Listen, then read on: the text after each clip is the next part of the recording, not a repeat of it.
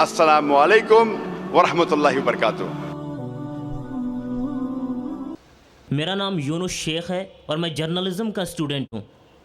حضرت سے جہاد کے ٹاپک پر ایک سوال یہ ہے کہ ہمارا ملک ہے، ہمارے یہاں بھی بہت زیادہ دہشت گردی بڑھی ہوئی ہے، اور اسلام کہتا ہے کہ حب الوطنی کا جو جذبہ ہے اسلام اس کی بہت تاکید کرتا ہے، اور ہمارے یہاں کے کچھ لوگ ہیں جو ہمارے نوجوانوں کو جہاد کے نام پر بھڑکاتے ہیں اور کہتے ہیں کہ یہ اللہ کا کام ہے، اللہ کے احکام کے لیے آگے آؤ، اور اپنے ملک سے غداری کے لیے انہیں اکساتے ہیں۔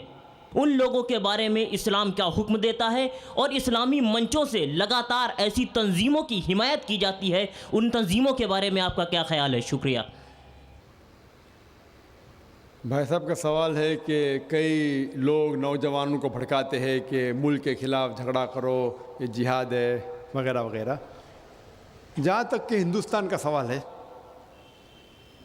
ہندوستان کے کانسٹیٹیوشن میں، اس ملک کے کانسٹیٹیوشن میں ہر ہندوستانی کا حق ہے کہ وہ کوئی بھی مذہب کے اوپر عمل کر سکتے اور اس کی دعوت دے سکتا ہے۔ یہ چند ممالک میں ایسا کانسٹیٹیوشن میں لکھا، اور ہندوستان ان ممالک میں سے ایک ہے جس کے کانسٹیٹیوشن میں it is the birth right of every citizen of India to follow, propagate and preach religion. کوئی بھی ہندوستانی کوئی بھی مذہب کو فالو کر سکتا ہے اور اس کی دعوت دے سکتا ہے، یہ حق ہے۔ دیکھو میں الحمدللہ ڈنکی کی چوٹ پہ دعوت دیتا ہوں کہ نہیں؟ ماشاء اللہ، ڈرنے کی کیا بات ہے، وہ مسلمان ڈرتے ہیں۔ اور بمبئی میں جو شہر میرے حساب سے سب سے مشکل ہے دعوتی میدان میں، لیکن اللہ کی مدد ہے تو کوئی بھی مشکل نہیں ہے۔ میں کوئی بڑا 30 مار کا نہیں ہوں، میں معمولی انسان ہوں، لیکن اللہ کی مدد، اللہ تعالیٰ فرماتے ہیں سورہ ال عمران میں سورہ نمبر 3 آیت نمبر 160 میں، اگر اللہ سبحانہ و تعالیٰ آپ کی مدد کرے تو کوئی بھی آپ کو نہیں ہرا سکتا ہے، کوئی بھی کام مشکل نہیں، لیکن اللہ تعالیٰ اگر آپ کے ساتھ نہیں دے تو کوئی بھی آپ کی مدد نہیں کر سکتا۔ تو مومنو، اللہ پہ ایمان رکھو۔ آپ کے سوال میں یہ تھا کہ لوگ بھڑکا رہے ہیں۔ جہاں تک کہ ہندوستان کا سوال ہے، ہندوستان کے کانسٹیٹیوشن میں کوئی بھی ایسی چیز نہیں ہے جو اسلام میں حرام ہے اور ہندوستان کا کانسٹیٹیوشن آپ کو اس چیز کرنے پہ مجبور کر رہا ہے۔ میرے علم میں ایسی کوئی بھی چیز نہیں ہے جو اسلام میں حرام ہے اور انڈین کانسٹیٹیوشن، انڈین گورنمنٹ آپ کو فرض کر رہا ہے۔ مثال کے طور پہ اسلام میں شراب پینا حرام ہے، ہندوستان کے کانسٹیٹیوشن میں یہ نہیں لکھا کہ شراب پینا فرض ہے۔ ایسی ایک بھی چیز نہیں ہے جو ہمیں مجبور کرتی ہے حرام کرنے پہ، اور جو چیز فرض ہے وہ انڈین گورنمنٹ نہیں کہہ رہی کہ حرام ہے۔ مثال کے طور پہ نماز پڑھنا فرض ہے، انڈین گورنمنٹ روکتی نہیں ہمیں۔ تو ایک مسلمان ایک اچھا مسلمان ہونے کے ساتھ ساتھ اچھا ہندوستانی بھی ہو سکتا ہے۔ انڈین گورنمنٹ کے اندر کوئی بھی رول ایسا نہیں ہے، کوئی بھی لا نہیں ہے جو ہمیں روکتا ہے اچھا مسلمان بننے سے۔ میں جانتا ہوں کچھ پولیٹیشین لوگ اپنے ووٹ بینک کے لیے مذہب کا استعمال کرتے ہیں الیکشن جیتنے کے لیے، اسی لیے میرے حساب سے ہندو مسلمان ماشاءاللہ ایک دوسرے سے محبت کرتے، لیکن چند پولیٹیشین لوگ اپنے ذاتی فائدے کے لیے یہ مذہب کا غلط فائدہ اٹھاتے اور لوگوں کے بیچ میں دشمنی پیدا کرتے ہیں۔ جیسا ہم دیکھتے ہیں گجرات میں کیا ہو گیا۔ عام طور پہ عام ہندو اور عام مسلمان ایک دوسرے سے محبت کرتا ہے، لیکن یہ چند پولیٹیشین کی وجہ سے ہم ان کے جال میں آ کے ایک دوسرے سے جھگڑا کرتے ہیں۔ جھگڑا کرنے کی ضرورت ہی نہیں۔ آپ قرآن کو اگر فالو کریں گے، تعالیٰ الی کلمۃ سواء بینکم، اس بات پہ آؤ جہاں پر ہمیں یکساں ہے، کبھی پرابلم نہیں۔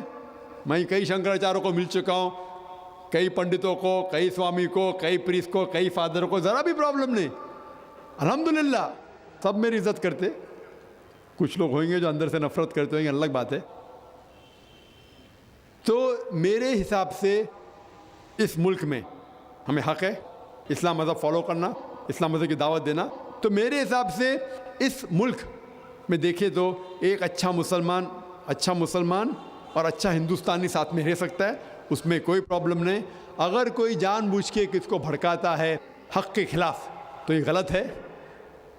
ہمیں جو جہاد کرنا چاہیے وہ حق کی طرف، اللہ کی طرف، وہ صحیح جہاد ہے۔ میرا نام محمد ظفر علی ہے، میں بھی ایک میڈیکل کا اسٹوڈنٹ ہوں۔ میرا کوشچن یہ ہے کہ آپ نے کہا کہ اگر کسی غیر مسلم بھائی کو اگر ہم دعوت دیتے ہیں تو پیار اور محبت اور صبر سے کریں، ہم کوئی بھی چیز اگر ان کو کہیں تو یہ بتایا. ہم نے ایک بار ایسی بات ہوئی تھی شرک کے بارے میں کہ بت پرستی اور یہ سب چیز کے بارے میں، تو انہوں نے ہم سے ایک سوال کر دیا کہ کعبہ شریف بھی ایک پتھر سے بنا ہوا ہے تو ہم لوگ سجدہ اسی کی طرف کرتے ہیں، تو کیا یہ اس کے بارے میں ہمیں ان کو کیا جواب دوں؟ بھائی صاحب نے اچھا سوال کیا، غیر مسلم نے بھی آپ سے اچھا سوال کیا. صحیح سوال ہے بھائی. اگر شرک اسلام میں حرام ہے تو آپ مسلمان جب نماز پڑھتے ہیں تو کعبہ کو سجدہ کیوں کرتے؟ سوال اچھا ہے. جس کو جواب نہیں بولیں گے ارے شیطانی سوال ہے. تو اگر ہم پوچھیں گے بھائی کیوں یہ غلط ہے اسلام میں، جواب نہیں پتہ ہے تو لوگ بولیں گے شیطانی سوال ہے. سوال تو بھائی صحیح سوال ہے میرے حساب سے. اور یہ سارے سوالات کا جواب آپ اگر ویب سائٹ پہ جائیں گے IRF.in میں، عام سوال ہے، کوئی نیا سوال نہیں میرے لیے، عام سوال ہے. اس کا جواب یہ ہے کہ کوئی بھی مسلمان کعبہ کی عبادت نہیں کرتا. کعبہ ہمارے لیے قبلہ ہے، دشا ہے، ایک ڈائریکشن ہے. ہم مسلمان ہم یکسانیت میں مانتے ہیں، کانگریگیشن میں مانتے ہیں. مثال کے طور پہ اگر ہمیں یہاں نماز پڑھنا ہے تو کوئی شخص کہیں گا کہ پورب کی طرف دیکھو، کوئی کہیں گا پشچم کی طرف، کوئی کہیں گا ساؤتھ، کوئی نارتھ، کوئی ایسٹ، کوئی ویسٹ، کس طرف ہم دیکھیں. تو اللہ تعالیٰ فرماتے ہیں سورہ بقرہ میں جہاں بھی آپ ہے کعبہ کی طرف دیکھ کے نماز پڑھو. کعبہ ایک دشا ہے، ہمارے لیے قبلہ ہے. اور جب سب سے پہلے ساری دنیا کا نقشہ جو جغرافی ورلڈ میپ بنائیں وہ مسلمانوں نے، الادریسی نے 1154 میں 1154 میں. اور جب مسلمان جغرافی ورلڈ میپ بناتے تھے تو ساؤتھ پول اوپر تھا اور نارتھ پول نیچے تھا اور کعبہ بیچ میں تھا. یہ ویسٹرنرز انگریز لوگ آئے اور میپ کو الٹا کیا، نارتھ پول اوپر ساؤتھ پول نیچے، بٹ پھر بھی الحمدللہ کعبہ سینٹر میں ہی ہے، بیچ میں ہی ہے. تو دنیا کے کوئی بھی حصے میں آپ کعبہ کی طرف دیکھ کے آپ نماز پڑھو. ہم جب مکہ جاتے ہیں عمرہ کے لیے یا حج کے لیے تو ہم کعبہ کے گول طواف کرتے ہیں. کعبہ کے گول طواف کرتے، سرکمامبولیٹ. کیوں کرتے؟ کیونکہ اللہ کا حکم ہے، اللہ کے رسول کا حکم ہے، کرتے ہیں. لیکن لاجیکلی سوچ سکتے ہیں کہ ہر دائرے کا، ہر سرکل کا ایک ہی سینٹر ہے، ایک ہی بیچ کا ایسا سینٹر ایک ہے. تو ہم جب طواف کرتے ہیں، گرد گھومتے ہیں، یہ تسلیم کر رہے ہیں کہ اللہ ایک ہے، اسی لیے ہم طواف کرتے ہیں. اور جو حضرت عمر رضی اللہ عنہ نے کہا کعبہ کے بارے میں، سنگ اسود کے بارے میں، وہ ساری غلط فہمی دور کر لیتا ہے. حضرت عمر رضی اللہ عنہ کہتے ہیں، صحیح بخاری میں ذکر ہے، والیوم نمبر 2 کتاب الحج چیپٹر نمبر 56 حدیث نمبر 675 میں حضرت عمر فرماتے ہیں رضی اللہ عنہ کہ یہ سنگ اسود، یہ کالا پتھر، نہ میرے لیے کوئی اچھا کام کر سکتا ہے نہ برا، نہ میرے لیے برا ہے نہ میرے لیے اچھا ہے، کیونکہ میرے رسول نے اس کو چوما، اس لیے میں چوم رہا ہوں. نہیں تو یہ کالا پتھر نہ میرے لیے کوئی بھلائی کر سکتا ہے نہ برائی کر سکتا ہے. یہ الفاظ دوسرے خلیفہ حضرت عمر رضی اللہ عنہ کہ کافی ہے انسانیت کو بتانے کے لیے کہ ہم کعبہ کو نہیں پوچھتے. اور ایک تو نقطہ ہم غیر مسلم سے کہہ سکتے ہیں، اور جو میں اکثر کہتا ہوں کہ محمد صلی اللہ علیہ وسلم کے دور میں کئی صحابہ کعبہ پہ کھڑے ہو کے اذان دیتے تھے. میں یہ پوچھنا چاہتا ہوں کوئی بھی بت کی عبادت کرنے والا جو بت کی عبادت کرتا ہے اس کے اوپر کبھی کھڑے نہیں رہیں گا. تو صحابہ کعبہ پہ کھڑے ہو کے، حضرت بلال رضی اللہ عنہ وہ کعبہ پہ کھڑے ہو کے اذان دیتے تھے. یہ صاف ہے کیونکہ ہم کعبہ کی عبادت نہیں کرتے، اسی لیے صحابہ کعبہ پہ کھڑے ہو کے بھی اذان دیتے تھے. Hope that answers the question. میرا نام شمع پروین ہے اور my question is for clarification. آپ نے اپنی تقریر میں کہا تھا کہ 80 کروڑ غیر مسلم ہندوستان میں اس بات کی شہادت دے رہے ہیں کہ اسلام تلوار کے بل پر نہیں پھیلا. اس کے باوجود ایک مخصوص طبقہ مسلمان بادشاہوں پر یہ الزام کیوں لگاتا ہے کہ مندروں کو گرا کر مسجدیں بنائی گئی ہیں؟ براہ کرم اس کی وضاحت کر دیں. السلام علیکم. بہن نے اچھا سوال کیا کہ جب 80 کروڑ غیر مسلم شہادت دے رہے کہ اسلام میں زبردستی کس کو داخل نہیں کیا گیا تھا، تب بھی کیوں لوگ کہتے ہیں کہ مسلمان بادشاہوں نے مندریں گرا کے مسجدیں بنائیں اور مندروں کو لوٹا. ہر مذہب میں every religion has a black sheep. ہر مذہب میں کوئی نہ کوئی इंसान होगा जो मज़हब का नहीं फॉलो कर रहा है, चाहे वो हिंदू मज़हब हो या ईसाई मज़हब हो या इस्लाम मज़हब हो। तो ये बोलना कि कोई भी मुसलमान बादशाह ने मंदिर नहीं गिराया, ये बिल्कुल गलत है। लेकिन ये जानता हूँ कि चंद मुसलमान बादशाहों ने मंदिर पे हमला किया। क्यों? क्योंकि मंदिर में जायदाद थी, वो गलत है। कुरान की आयत है कि मॉनेस्ट्रीज, चर्च, गुरुद्वारा, उसको आप मत तबाह करो, ये कुरान की आयत है। तो अगर चंद मुसलमान बादशाहों ने शायद किया होगा, लेकिन आम तौर पे नहीं। आम तौर पे गलत फहमी है कि लोग कहते हैं कि ये मुसलमान बादशाह ने मंदिर गिराए, लोग कहते हैं टिप्पू सुल्तान ने तलवार के ज़ोर के ऊपर इस्लाम फैलाया। हम देखते हैं आज की तारीख में भी, आप जाएंगे मैसूर में, उसके बाजू में, उसके महल के आंगन के अंदर ही एक मंदिर है।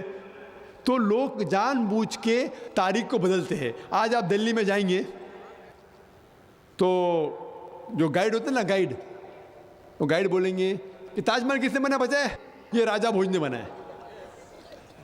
तो मैं जब दिल्ली गया था तो एक फॉरेनर था, उसे गाइड कह रहा था कि राजा भोज ने बनाया। तो कहता बेवकूफ़, मैं हज़ारों मील दूर से आ रहा हूँ, पूरी तहकीक के साथ किसने ताजमहल बनाया, अभी आप मुझे कह रहे हैं कि राजा भोज ने बनाया। तो इस तरीके से तारीख को बदल रहे। कुतुब मीनार किसने बनाया? एक नया नाम लेते हिंदू। तो ये एक साजिश है तारीख को बदलने के लिए। इसीलिए हम देखते हैं कि प्रीवियस गवर्नमेंट जो थी, हमारे जो स्कूल की किताबों में गलत चीज़, it's called सैफरनाइजेशन of the Indian text books, मतलब भगवा, जो हिंदू मज़हब के बारे में और इस्लाम मज़हब के बारे में गलत फहमी फैलाना, ये प्रीवियस गवर्नमेंट। इसीलिए जब इस टाइम जब डेमोक्रेटिक फ्रंट आई, मैं कोई पॉलिटिकल स्पीच नहीं दे रहा हूँ, इस गवर्नमेंट ने वो तब्दीली को बदल दी। तो हमें ये पता लगता है कि जानबूझ के गलत फहमी फैला रहे हैं। ये बात मैं तस्लीम करता हूँ। चंद मिसाल के तौर के ऊपर, अगर हिटलर ने 6 मिलियन यहूद को जिंदा जलाया, हम ये नहीं कह सकेंगे कि ईसाईयत उसकी जिम्मेदार है। वो हिटलर एक गलत ईसाई था, इसलिए उसने किया। तो इस तरीके से चंद मुसलमान राजा ने गलतियां की होंगी, लेकिन ये कहना कि सब मुसलमान राजा या अक्सर मुसलमान राजाओं ने ये किया कि मंदिरों गिराया, ये बिल्कुल गलत बात है। और ये तारीख इसकी गवाही देती ही नहीं। और जानबूझ के कुछ लोग पॉलिटिक वोट बैंक की वजह से तारीख को बदल रहे, जो अल्हम्दुलिल्लाह सुम्मा अल्हम्दुलिल्लाह अभी फिर से उसे सही किया जा रहा है। Hope that answers the question. हम जब पढ़ते हैं सही बुखारी में हदीस नंबर 5972, एक शख्स अल्लाह के रसूल मोहम्मद सल्लल्लाहु अलैहि वसल्लम से फरमाते हैं कि क्या मैं जिहाद के लिए जा सकता हूँ, यानी जंग के मैदान में जिहाद के लिए जा सकता हूँ? तो अल्लाह के रसूल उससे पूछते हैं, क्या आपके पास वालिदैन हैं? वो शख्स फरमाता है, बेशक हैं। तो अल्लाह के रसूल फरमाते हैं, आपके लिए सबसे बेहतरीन जिहाद है अपने वालिदैन की खिदमत करना। हर वक्त सबसे बेहतरीन जिहाद वक्त के हिसाब से बदलता है। एक हदीस है सुनन निसाई में, हदीस नंबर 4209, 4209। एक शख्स अल्लाह के रसूल से पूछता है कि सबसे बेहतरीन जिहाद क्या है? तो अल्लाह के रसूल फरमाते हैं कि सबसे बेहतरीन जिहाद है एक हक का लफ्ज़, एक ऐसे राजा जो राजा जालिम है उसके खिलाफ करना। अगर कोई शख्स एक हक का अल्फाज एक जालिम राजा के खिलाफ करता है तो वो सबसे बेहतरीन जिहाद है। हम देखते हैं कि वक्त के मुताबिक सबसे बेहतरीन जिहाद बदलते जाता है। कुछ वक्त अल्लाह के रसूल ने फरमाया कि सबसे बेहतरीन जिहाद है हज। कुछ वक्त अल्लाह के रसूल ने फरमाया कि सबसे बेहतरीन जिहाद है अपने वालिदैन की खिदमत करना। उसका मतलब नहीं कि हर वक्त अपने वालिदैन की खिदमत करना सबसे बेहतरीन जिहाद है। अल्लाह के रसूल को उस वक्त पता होगा कि उस साहबा के वालिदैन को ज़रूरत है अपने बेटे की, तो अल्लाह के रसूल ने फरमाया कि सबसे बेहतरीन जिहाद है अपने वालिदैन की खिदमत करना। تو وقت کے حساب سے سب سے بہترین جہاد بدلتے جاتا ہے. اور اللہ کے رسول فرماتے ہیں صحیح ابن حبان میں کہ سب سے بہترین جہاد ہے کہ اپنے نفس کے خلاف جہاد کرنا اللہ کے راہ میں، وہ سب سے بہترین جہاد ہے. اور سب سے اچھا مہاجر وہ ہے جو غلط راستے سے ہجرت کرتا ہے صحیح راستے کی طرف. تو حدیث اور قرآن کی روشنی میں ہمیں پتہ لگتا ہے کہ جہاد کئی قسم کے ہیں اور موقع کے حساب سے سب سے بہترین جہاد کی تبدیلی ہوتی ہے. جہاد کے معنی ہے جد و جہد. اللہ تعالیٰ فرماتے ہیں سورہ بقرہ میں سورہ نمبر 2 آیت نمبر 208 میں یا ایھا الذین آمنوا ادخلوا فی السلم کافہ، اے مومنو اسلام میں داخل ہو پورے طریقے سے، اور آپ شیطان کے نقش قدم پہ مت چلو. خطوات الشیطان، آپ خطوات الشیطان، شیطان کے نقش قدم پہ مت چلو. اللہ سبحانہ و تعالیٰ اکثر فرماتے ہیں کہ آپ شیطان کے نقش قدم پہ مت چلو. چند موقع پر اللہ تعالیٰ فرماتے ہیں کہ شیطان کے ساتھ مت چلو یا شیطان کی بات مت مانو، لیکن اکثر یہ فرماتے ہیں کہ شیطان کے نقش قدم پہ مت چلو. اس کی کیا معنی ہے جب اللہ تعالیٰ فرماتے ہیں کہ آپ شیطان کے نقش قدم پر مت چلو؟ مثال کے طور پہ اگر ایک عام مسلمان ہے، عام مومن ہے، اور اگر کوئی نوجوان لڑکی اس سے کہتی ہے کہ آؤ ہم رات ساتھ میں گزارے، وہ مسلمان کہیں گا رات ساتھ میں گزارنا حرام. فوراً اسے پتہ لگے گا یہ شیطان کی حرکت ہے. وہ کہیں گا بے شک یہ ہو ہی نہیں سکتا. اگر عام مسلمان ہے، عام مومن ہے، ایک نوجوان لڑکی کے ساتھ رات گزارنا حرام. لیکن وہی عام مسلمان، عام شخص، عام مومن، اگر کوئی لڑکی اسے ٹیلی فون کرتی ہے تو وہ کہیں گا کہ لڑکی سے ٹیلی فون پہ بات کرنے میں کیا حرج ہے، کوئی حرج نہیں ہے. تو وہ لڑکی سے ٹیلی فون پہ کئی بار گفتگو کرتا ہے. اس کے بعد لڑکی کہتی ہے کہ چلو کئی ساتھ میں چائے پئیں گے. تو وہ شخص سوچتا ہے کہ لڑکی کے ساتھ چائے پینے میں کیا حرج ہے، there's no problem. تو وہ لڑکی کے ساتھ باہر جا کے چائے پیتا ہے. کچھ وقت چائے پینے کے بعد لڑکی کہتی ہے کہ چلو ہم رات میں ساتھ میں کھانا کھائیں گے، کوئی ہوٹل میں، کوئی ریسٹورنٹ میں. لڑکی کے ساتھ ریسٹورنٹ میں کھانا کھانے میں کیا حرج ہے، کوئی حرج نہیں ہے، there's no problem. اس کے بعد جب لڑکی کہتی ہے کہ ساتھ میں ہوٹل میں رات گزاریں گے، وہ شخص کہتا ہے لڑکی کے ساتھ رات گزارنا ہوٹل میں کیا پرابلم، نو پرابلم، کوئی حرج نہیں. اسے کہتے ہیں خطوات الشیطان. یہ میری مثال ہے، قرآن مجید میں اس کا ذکر نہیں ہے. قرآن مجید میں اللہ تعالیٰ فرماتے ہیں کہ شیطان کے نقش قدم پہ مت چلو. یہ مثال ہے کہ آہستہ آہستہ شیطان لوگوں کو بہکاتا ہے. پہلے ٹیلی فون پہ بات کرنا کوئی حرج نہیں، نو پرابلم.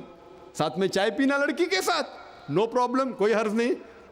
اس کے ساتھ رات میں کھانا کھانا کوئی حرج نہیں. اس کے ساتھ رات بتانا کوئی حرج نہیں. اسے کہتے ہیں خطوات الشیطان. تو اللہ تعالیٰ فرماتے ہیں یا ایھا الذین آمنو، اے مومنو ادخلوا فی السلم کافہ، اسلام میں پورے طور سے داخل ہو اور شیطان کے نقش قدم پر مت چلو. تو سب سے بڑا جہاد ہے اپنے نفس کے خلاف، جو شیطان ہمیں بھڑکاتا ہے اس کے خلاف جہاد کرنا سب سے بڑا جہاد ہے. اور اللہ کے رسول فرماتے ہیں صحیح مسلم میں کہ اگر کوئی بھی مومن غلط کام ہوتے ہوئے دیکھتا ہے تو سب سے پہلے اگر ہو سکے تو اپنے ہاتھوں سے اسے روکنا چاہیے. اگر اپنے ہاتھ سے نہیں روک سکتا تو اپنے زبان سے روکے.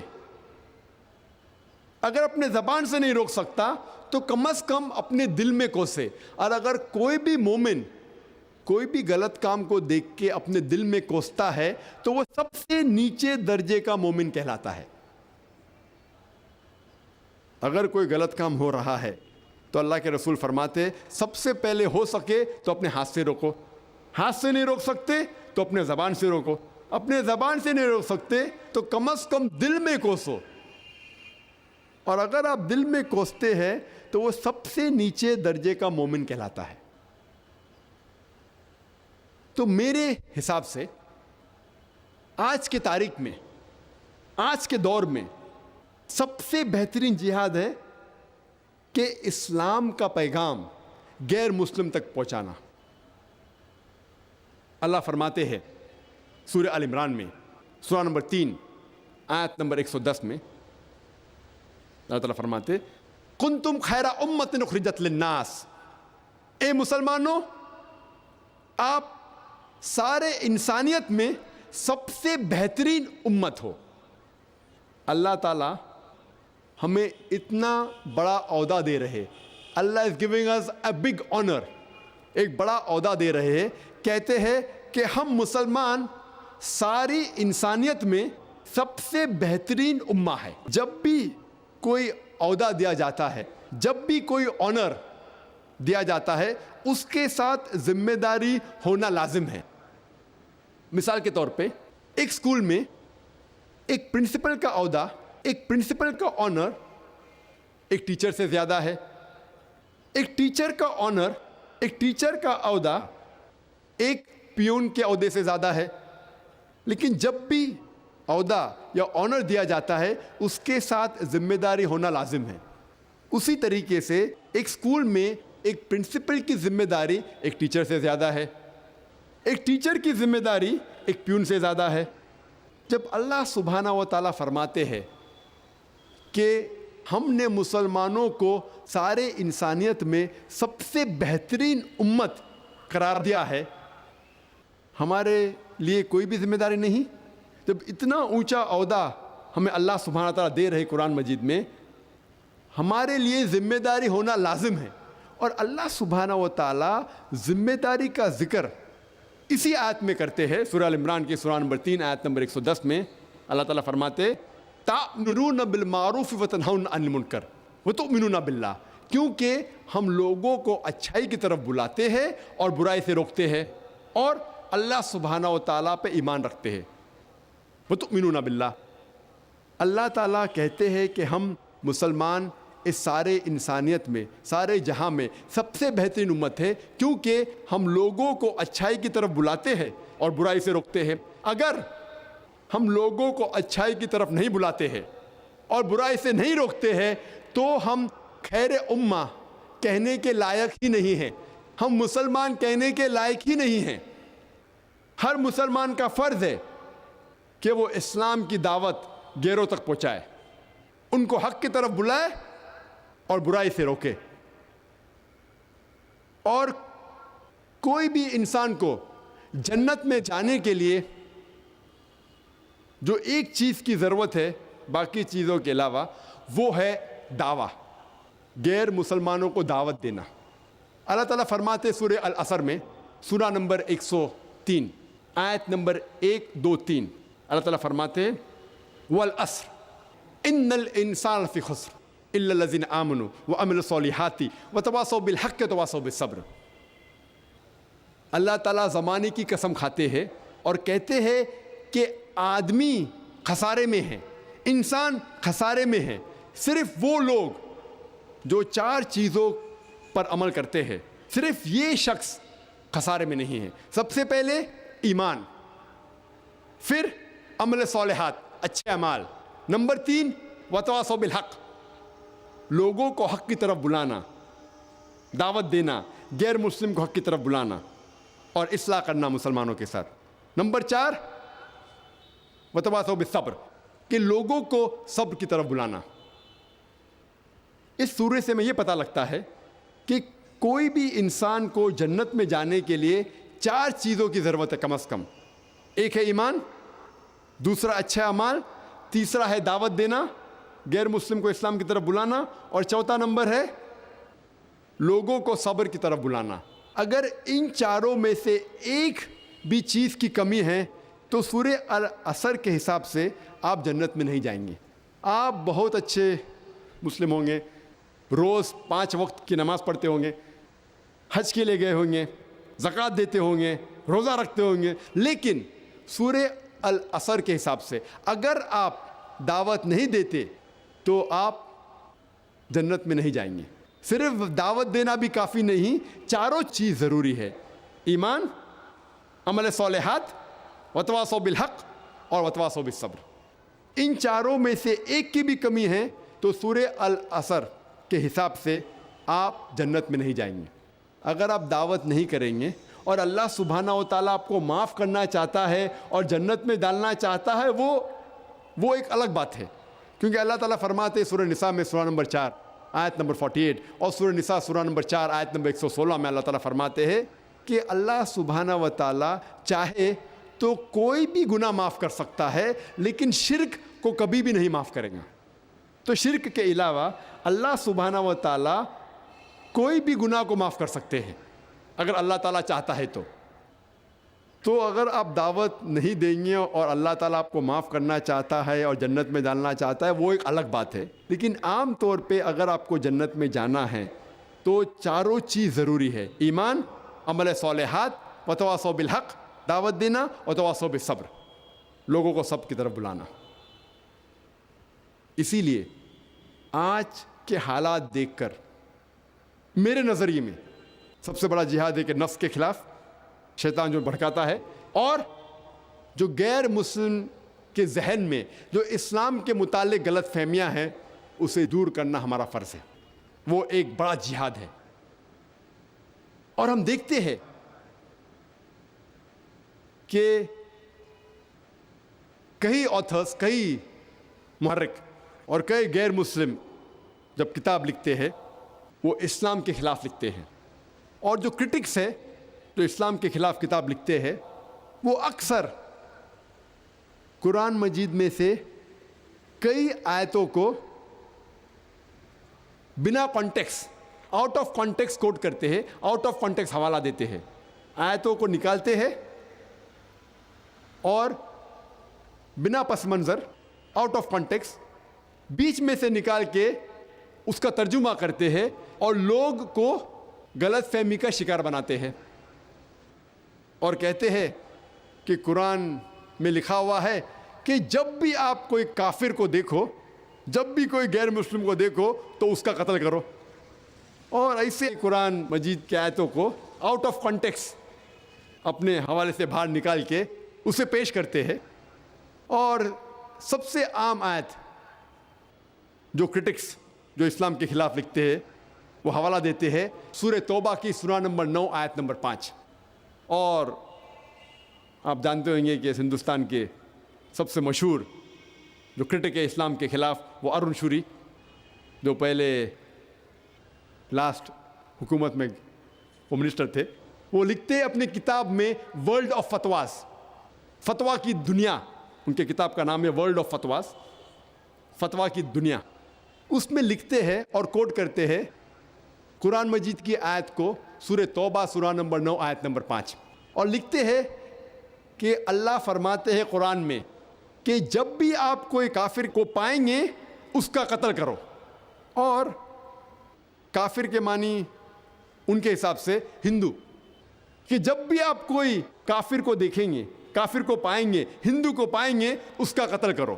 اور جب ہم قرآن مجید کھولتے ہیں, سورہ توبہ سورہ نمبر 9 آیت نمبر 5 کی آیت کو پڑھتے ہیں, اس کا ترجمہ پڑھتے ہیں, تو بالکل صحیح ہے.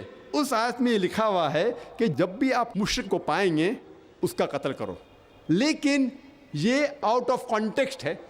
آؤٹ آف کانٹیکسٹ مطلب بیچ میں سے اٹھا کے اس کا ترجمہ کیا گیا ہے. اس طریقے سے آپ قرآن پڑھیں گے, قرآن میں لکھا ہوا ہے کہ نماز مت پڑھو. سورہ نساء سورہ نمبر 4 آیت نمبر 43 میں لکھا ہوا ہے کہ نماز مت پڑھو. پوری آیت ہے کہ نشے کی حالت میں نماز مت پڑھو. قرآن میں لکھا ہوا ہے کہ عیسیٰ علیہ السلام خدا ہے, سورہ مائدہ سورہ نمبر 5 آیت نمبر 72. پوری آیت ہے کہ وہ لوگ کفر کر رہے ہیں جو لوگ کہتے ہیں کہ عیسیٰ علیہ السلام خدا ہے، لیکن قرآن میں تو لکھا ہے عیسیٰ علیہ السلام خدا ہے، تو قرآن کی آیت کو بیچ میں سے اٹھا کے ترجمہ کریں گے تو ترجمہ تو صحیح ہے لیکن آؤٹ آف کانٹیکسٹ ہے۔ اسی طریقے سے اگر ہم سورہ توبہ پڑھتے ہیں آیت نمبر 5 کے پہلے جو 1 سے 4 آیت پڑھتے ہیں، ہمیں پتہ لگتا ہے کہ اللہ سبحانہ تعالیٰ فرماتے ہیں کہ ایک صلح ہے، مکہ کے مشرکوں اور مسلمان کے درمیان ایک صلح ہے، اور یہ صلح ہے، یہ پیس ٹریٹی ایک طرفہ مکہ کے مشرکوں نے توڑ دیا۔ تو اللہ سبحانہ و تعالیٰ جب آیت نمبر 5 پہ آتے ہیں، اللہ تعالیٰ فرماتے ہیں کہ میں آپ لوگوں کو 4 مہینے کا وقت دیتا ہوں اپنے آپ کو سدھارنے کے لیے، ورنہ اعلان جنگ۔ اور پھر جنگ کے میدان میں اللہ تعالیٰ فرماتے مسلمانوں سے، جب وہ کافر آپ سے جھگڑنے کے لیے، لڑنے کے لیے جنگ کے میدان میں آئیں گے، آپ ڈرو مت، آپ جہاں بھی کافروں کو پاؤں ان کا قتل کرو۔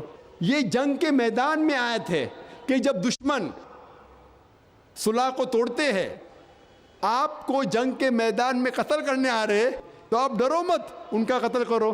جہاں بھی آپ دشمنوں، کافر دشمنوں کو پاؤں ان کا قتل کرو۔ ترجمہ صحیح ہے لیکن آؤٹ آف کانٹیکسٹ ہے۔ یہ جنگ کے میدان میں آیت نازل ہوئی کہ جنگ کے میدان میں جب دشمن آپ کا قتل کرنے آ رہے تو آپ ڈرو مت، ہمت رکھو، لڑو، ان کا قتل کرو۔ کوئی بھی سپاہ سالار اپنے سپاہیوں سے یہ نہیں کہیں گا کہ جنگ کے میدان میں بھاگ جاؤ، ہمت افزائی کے لیے ضرور کہیں گا ڈرو مت، لڑو، ضرورت پڑے تو دشمن کا قتل کرو۔ یہ عام بات ہے، کوئی نئی بات نہیں۔ تو جب اللہ تعالیٰ فرماتے ہیں کہ جنگ کے میدان میں مسلمان سے کہتے ہیں کہ ڈرو مت، جب دشمن آپ کو قتل کرنے آ رہے ڈرو مت، ان کا قتل کرو، یہ کوئی نئی بات نہیں، عام بات ہے۔ اور ارون شوری آیت نمبر 5 سے آیت نمبر 7 کے اوپر چھلانگ لگاتا ہے۔ کیوں؟ کیونکہ آیت نمبر 6 کے اندر اس کی بیماری کا جواب ہے۔ آیت نمبر 6 میں فوراً آیت نمبر 5 کے بعد جب اللہ تعالیٰ فرماتے کہ جب بھی آپ کافر کو پاؤں میدان جنگ میں ان کا قتل کرو، اس کے فوراً بعد سورہ توبہ سورہ نمبر 9 آیت نمبر 6 میں اللہ تعالیٰ فرماتے لیکن اگر کوئی کافر آپ سے صلح چاہتا ہے، اگر کوئی دشمن جنگ کے میدان میں آپ سے صلح چاہتا ہے، اللہ تعالیٰ نہیں کہتے کہ اسے جانے دو، اللہ تعالیٰ فرماتے ہیں کہ اس کو حفاظت کے ساتھ ایک محفوظ جگہ پہ چھوڑو۔ اللہ تعالیٰ یہ نہیں کہتے کہ جان دو۔ آج کے دن سب سے دیالو سپاہ سالار یہی کہیں گا اپنے سپاہیوں سے کہ دشمن اگر چاہتا ہے امن تو چھوڑ دو۔ اللہ تعالیٰ یہ فرماتا ہے کہ دشمن امن چاہتا ہے، چھوڑو مت، حفاظت کے ساتھ اسے محفوظ جگہ پر پہنچاؤ۔ آج کے دن کوئی بھی سب سے دیالو سپاہ سالار یہ نہیں کہے گا کہ اسے حفاظت کے ساتھ محفوظ جگہ پر اس کو پہنچاؤ۔ اللہ تعالیٰ یہ فرماتے ہیں۔ اور جب بھی آپ قرآن مجید میں آیت پائیں گے قتل کے بارے میں یا جنگ کے میدان میں بھی، اس کے فوراً بعد اکثر آپ یہ پائیں گے کہ صلح بہتر ہے، امن بہتر ہے۔ اور ہر وقت جب بھی قتل کی آیت آئیں گی اس کے فوراً بعد 1 یا 2 آیت بعد اللہ تعالیٰ فرماتے ہیں کہ اگر امن ہے تو وہ بہتر ہے۔ اور جب میں گلبرگہ میں تھا پچھلے ہفتے اتوار کو 6 دن پہلے میں گلبرگہ میں تھا اور ایک تقریر کر رہا تھا، ہندوازم اور اسلام میں یکسانیت۔ وہ تقریر انگریزی میں تھی اور صرف غیر مسلموں کے لیے تھی۔ تو سوال جواب کے درمیان ایک ہندو مجھ سے پوچھتا ہے، کیا یہ صحیح بات ہے کہ آپ کے اللہ قرآن مجید میں فرماتے ہیں کہ مسلمان کو کافروں کا قتل کرنا چاہیے، اور کیا ہر ہندو کافر ہے؟ تو میں نے کہا کہ جو بھی غیر مسلم ہے، جو اسلام کو جھٹلاتا ہے، کافر آتا ہے لفظ کفر سے، نہیں ماننا، جو اسلام کو نہیں مانتا انگریزی میں کہتے ہیں نان مسلم، تو کافر کا ترجمہ ہے کہ غیر مسلم۔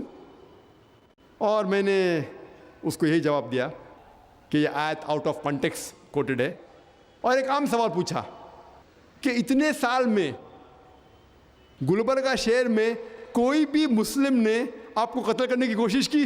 تو اس نے کہا نہیں۔ تو یہی ثبوت ہے کہ یہ غلط ہے۔ ماشاءاللہ گلبرگہ میں کئی اچھے پکے مسلمان ہیں، کس نے بھی آپ کو قتل کرنے کی کوشش کی؟ اس نے کہا نہیں۔ تو کیسا آپ کہہ رہے ہیں کہ فرض ہے مسلمان کو غیر مسلم کا قتل کرنا؟ یہ شیطانی حرکت ہے ان لوگوں کی جو قرآن مجید کے آیتوں کو آؤٹ آف کانٹیکسٹ، پس منظر کے باہر نکال کے کوٹ کرتے ہیں، اور وہاں کے غیر مسلمان الحمدللہ مطمئن ہو گئے کہ یہ بات جو کرٹکس لوگ جو اسلام کے خلاف کتاب لکھتے ہیں وہ بالکل غلط کہہ رہے۔ آج ہم دیکھتے ہیں کہ انٹرنیشنل میڈیا میں اسلام کے خلاف کئی باتیں کہی جا رہی ہیں، اور ایک آرٹیکل آیا تھا ٹائم میگزین میں۔ ٹائم میگزین بہت مشہور میگزین ہے نیو یارک کی، یو ایس اے کی۔ 16 اپریل کو 1979 میں ایک آرٹیکل اس میگزین میں آیا تھا جس میں لکھا تھا کہ 150 سال میں 1800 to 1950 سن 1800 سے سن 1950 کے درمیان اس 150 سال میں 60,000 سے زیادہ کتابیں اسلام کے خلاف لکھی گئی ہے۔ 60,000 سے زیادہ، یعنی آپ حساب لگائیں گے تو ہر روز ایک سے زیادہ کتاب اسلام کے خلاف لکھی گئی ہے اس 150 سال میں۔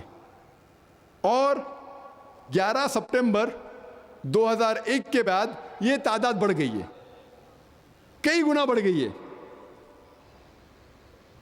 اور ہم دیکھتے ہیں کہ میڈیا میں اگر کوئی مسلمہ حجاب پہن رہی ہے تو میڈیا کہتی ہے کہ اسلام عورتوں پہ ظلم کر رہا ہے، لیکن جب کوئی نن جو کرسچن سسٹر ہوتی ہے چرچ کے اندر، نن وہ جب اپنا سر ڈھانکتی ہے مسلمہ جیسی، تو لوگ کہتی ہے کتنی عزت دار عورت ہے۔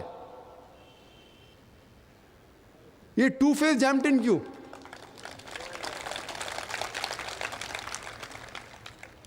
یہ کسی کو جج کرنے کے لیے یہ علیحدہ نظریہ کیوں؟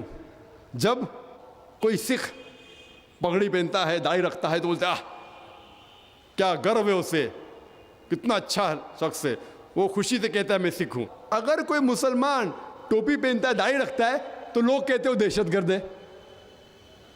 مسلمان داڑھی رکھتا ہے تو دہشت گرد ہے، سکھ داڑھی رکھتا ہے تو بولتے رہے اتنا اچھا انسان ہے، وہ گرو سے کہتا ہے میں سکھ ہوں۔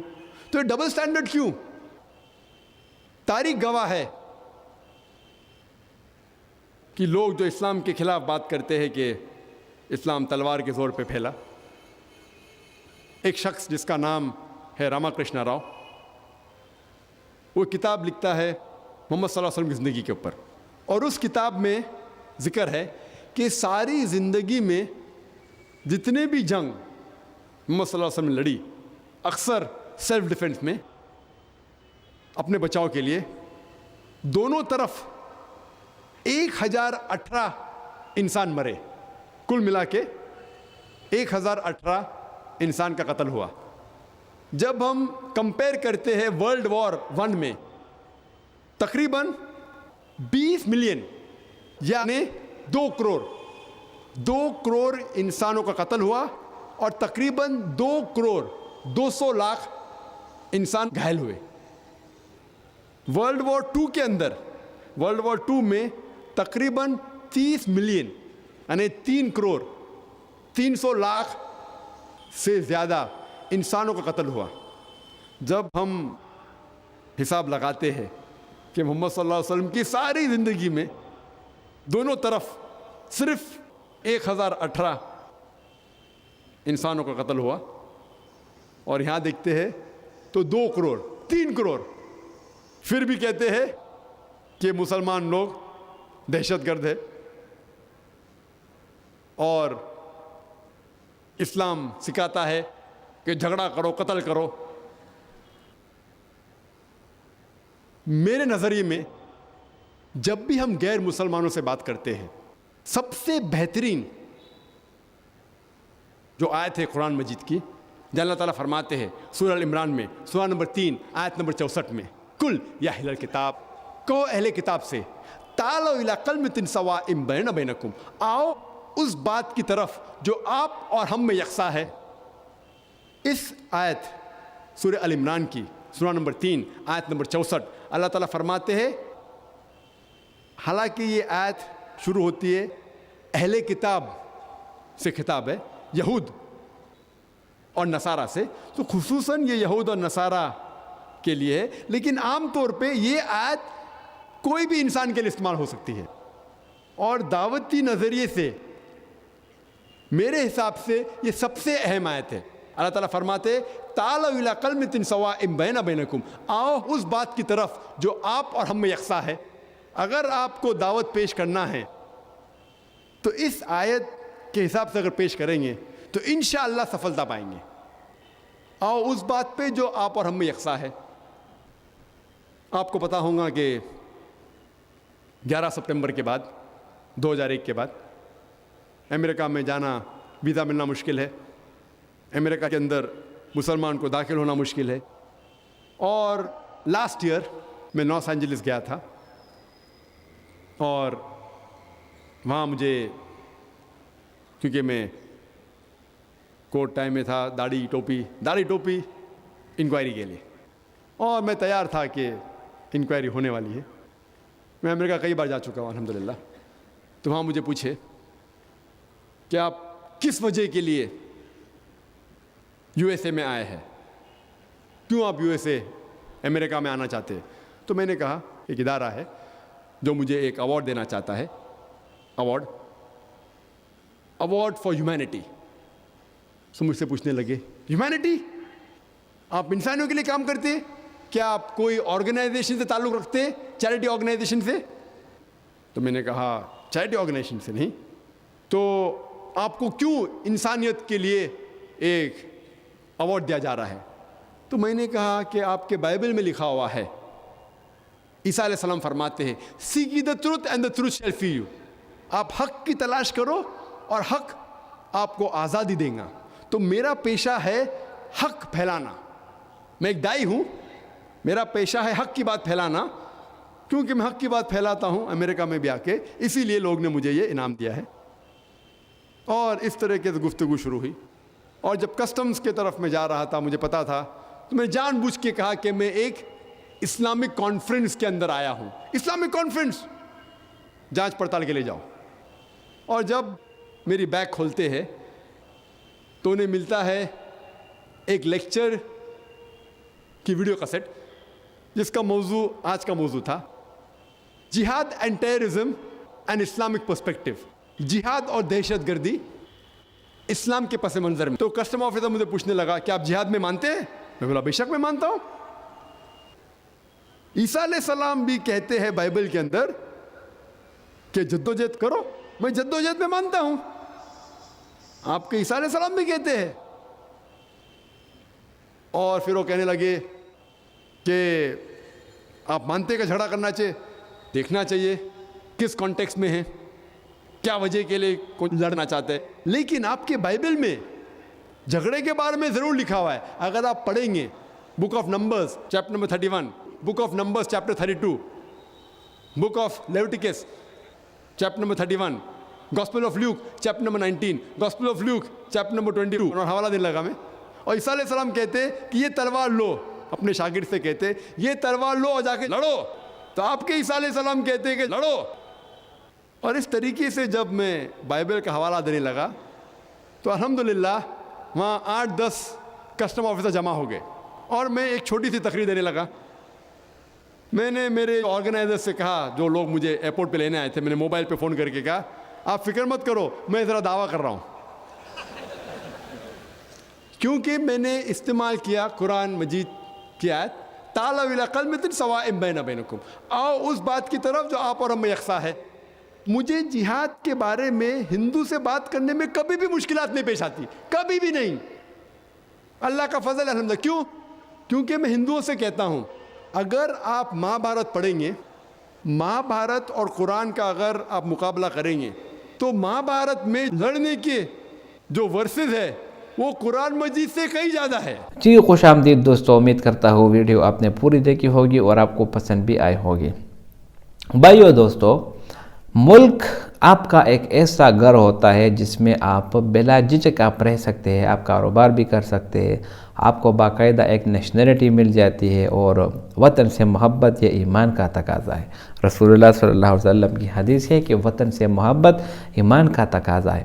وطن سے محبت کا اندازہ آپ اس بات سے لگائے کہ جب رسول اللہ صلی اللہ علیہ وسلم مکہ میں تھے اور مکہ سے ہجرت کرنے والے تھے تو اسی رات مکہ کی طرف منہ کر کے خطاب ہوئے کہ اے مکہ میرے شہر، مجھے آپ سے محبت ہے، میں آپ کو نہیں چھوڑ رہا، لیکن آپ کے لوگوں نے میرا جینا مشکل کر دیا، اس لیے میں مجبوراً آپ سے جا رہا ہوں مدینہ، اور انشاءاللہ جب وقت آئے گا تو میں دوبارہ واپس آؤں گا۔ تو آپ اس بات سے اندازہ لگا لیں کہ وطن سے محبت ایمان کا تقاضا ہے، اور وطن کی محبت کا اندازہ آپ اس بات سے بھی لگائیں کہ جب ہمارا وطن پاکستان جب بن رہا تھا، آزاد ہو رہا تھا، تو تقسیم کے وقت کتنے مسلمانوں کی شہادتیں ہوئی، کتنے مسلمانوں نے جانوں کی نذرانے پیش کیے۔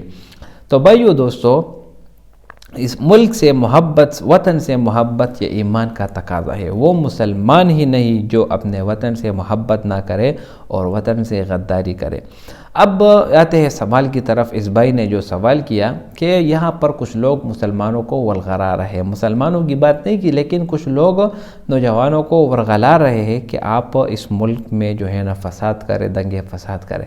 تو بھائی میں اس پر کلیئر کٹ آپ کو بات کرنا چاہتا ہوں، دہشت گردی کا تعلق کسی مذہب سے بھی نہیں۔ آپ بم لے کر آتے ہیں اور آپ ایک آبادی میں اس کو اڑا دیتے ہیں اور ہزاروں بے گناہ مسلمانوں کی جان جاتی ہے، ہندوؤں کی جان جاتی ہے، عیسائیوں کی جاتی ہے اور یہودیوں کی جاتی ہے۔ یہاں پر ایک مسلم ملک میں جو آپ کے ملک میں پناہ لیے ہوئے ہیں، تو اس دہشت گردی کا مذہب سے کوئی تعلق نہیں۔ یہ نہ مسلمان ہے نہ کافر ہے، جو بھی ہے یہ ایک غیر مذہب کے لوگ ہوتے ہیں۔ دیکھو، اگر آپ کے ملک پاکستان میں اگر غیر مسلم رہ رہے ہیں تو اس کو ذمہ بولتے ہیں، یہ آپ کے ملک کو ٹیکس دیتے ہیں، آپ کی حکومت نے ان کو امن دیا، اس کا ہرگز یہ مطلب نہیں کہ آپ اس کو قتل کریں۔ ابھی یہ تقریباً کچھ سالوں پہلے پشاور میں ایک سکھ کو قتل کر دیا گیا تھا، رنجیت سنگھ میرے خیال سے، تو اس کا قتل کرنا یہ ایک معمہ سا بن گیا، کیونکہ وہ آپ کے ملک میں رہ رہا تھا، اگر وہ مسلمان نہیں سیکھتا لیکن اس کے باوجود وہ آپ کے ملک میں ٹیکس دے رہا تھا۔ آپ کے ملک کی آپ کی حکومت نے ان کو اقلیتوں کی حفاظت کا ذمہ لیا تھا۔ تو بھائیو دوستو، اپنے ملک میں فساد پھیلانا، اپنے بھائیوں کو قتل کرنا یا اپنے بھائیوں میں بم دھماکے کرنا، ان کو ورغلانا، یہ جہاد نہیں ہے بھائی، یہ خودکشی ہے اور یہ مظلومیت ہے اور یہ ظالمیت ہے۔ اسلام نے ہمیشہ آپ کو یہ حکم دیا کہ اگر آپ نے ایک انسان کی جان بچائی، آپ نے پوری انسانیت کی جان بچائی، اور اگر آپ نے ایک انسان کو قتل کیا، اس کا مطلب آپ نے پوری انسانیت کو قتل کی۔ جہاد کہتے ہیں کفر کے خلاف لڑنا۔ مثال کے طور پر کوئی غیر مسلم آپ کے ملک کے اوپر حملہ کرے، آپ کے اسلام کے اوپر حملہ کرے، تو آپ اس کے خلاف جھگڑا کریں، آپ اس کے خلاف جہاد کریں۔ جہاد کا مطلب ہے کوشش کرنا، تو آپ کوشش جاری رکھیں لیکن صحیح راستے میں۔ غلط راستے میں کوشش کرنا یہ بالکل بھی مسلمانوں کا شعبہ نہیں ہے۔ امید کرتا ہوں ویڈیو آپ کو پسند آئی ہوگی۔ اگر ویڈیو آپ کو پسند آئے تو اس چینل کو سبسکرائب کریں۔ بہت شکریہ۔